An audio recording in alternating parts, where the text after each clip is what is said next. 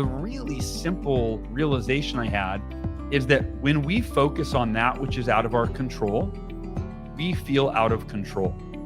And when we feel out of control, we develop anxiety, we experience stress and fear and depression. And of course, none of those serve us, at least not for an extended period of time. And for me, I doubled down on my miracle morning. I realized, okay, what can I control? And at the end of the day, the only thing we can control is ourselves. What's the difference between the Miracle Morning for Addiction Recovery and the other Miracle Morning books? So the Miracle Morning, there's now, I think, roughly 14 books in the series. The Miracle Morning for Addiction Recovery, the Miracle Morning for college students, for parents and families, for salespeople, for entrepreneurs, on and on and on. The way that, when I first had the idea for the series, my challenge was, how do I bring enough of the original book into the series books to where if someone's never read the original Miracle Morning book, they're going to get everything they need to actually implement this routine. But how do I make it enough new content, custom content, where it's not going to feel like just a rip off of the original, where they're, all you did was change the name from human to, teacher or whatever, right? Right. And so where we landed, and this is where the Addiction Recovery book, the answer to the question, the first 4 chapters of every book in the Miracle Morning series, it's the original book, summarized into 4 chapters, right? And then the next 6 chapters is complete custom content around the topic at hand from my co-authors. So Anna David is an addiction recovery specialist, New York Times bestselling author. Joe Polish, and I get them both on, right? I mean, his passion as a recovering addict and that is helping other addicts. So they wrote the next 6 chapters in the book, and it's just completely fresh content that is about how you overcome addiction. And it keeps weaving the Miracle Morning in and out as the through line. And the original 4 chapters, I should also mention, are customized by Anna and Joe to talk about, okay, affirmations are important for everyone. Yeah, but here's why they're important if you are trying to recover from addiction.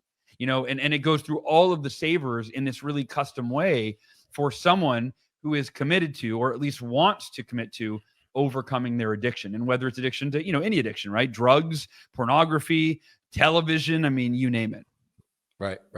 Is there a question that you wanted me to ask you today that I didn't ask? If so, what would that question be? Oh, that's a great question. Is there a question I wanted you to ask that you didn't ask me? Yeah, I'll say this. Here's a question. What should people focus on right now? When the pandemic hit in March of 2020, roughly that time, the world started to feel pretty out of control, right? Because A, there was a lot of things happening that were not in our control, and B, that which was out of our control was shoved in our face, right? It was amplified, all this craziness, stay in your home. You're not in control of whether or not you come out. You have to stay in it, right? You're not in control of this virus that's going around. You're not in control of the decisions the government's making that are unprecedented, all these things. And so I asked myself, what should I focus on right now? And what should I encourage my audience, my community, my listeners, my family to focus on? And what to get a free copy of the 12-step guide that I created for you, click on the link in the description below. The really simple realization I had is that when we focus on that which is out of our control, we feel out of control. And when we feel out of control, we develop anxiety, we experience stress and fear and depression. And of course, none of those serve us, at least not for an extended period of time. And for me, I doubled down on my miracle morning. I realized, okay, what can I control? And at the end of the day, the only thing we can control is ourselves. Mm-hmm. You can't control other people. You can't control world events, right? You can't control the past. The only thing we can control is ourselves in the present. Who am I committed to being right now? How am I committed to showing up for myself, for those that I love, and for those that I lead?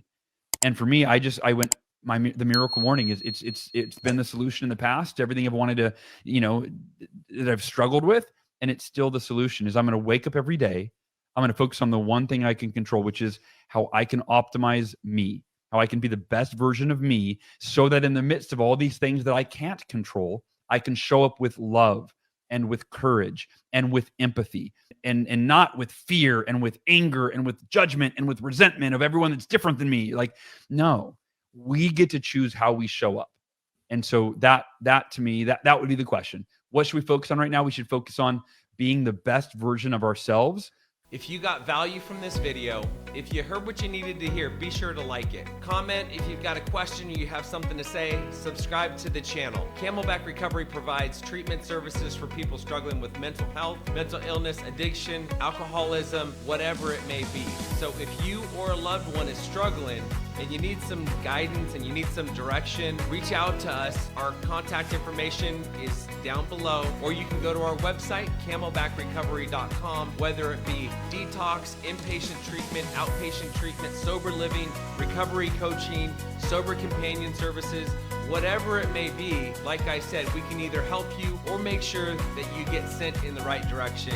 We help people all over the country, all over the world for that matter. I'll see you on the next video.